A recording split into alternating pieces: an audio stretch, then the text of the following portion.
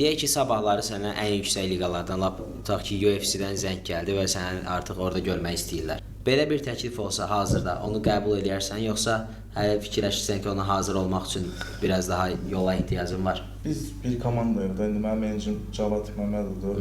O Fəridlə məsləhətləşib biz hərəkət edirik. Yəni mən tək deyiləm bu yolda. Böyük liqaların təklifi gəlib. Yəni mən gördüm ki, bu nokautun üstünlüyü nədir?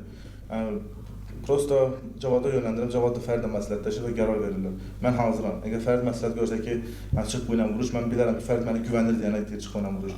Ona görə bu aramızda bu güvənc, yəni bu biznes bizi qabağa yönləndirir. Elə menecer var ki, pul qazanmağa görə onun üçün qabağa atır. Elə menecer var ki, döyüşçü qabağa getsin deyənə can yandırır.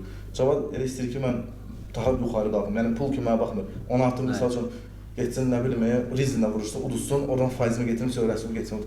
Cavad istəyir ki, mən yavaş-yavaş qalxım, axırda böyük liqalarda əlbəttə ki, onun da faizi var orada. Onun interesi var ki, mən idmançı kimi, bir qardaş kimi qalxım yuxarı. Belə işdə iş, drujba da. Həm iş görürük bir yerdən də dostluq edirik. Bir ailə kimi.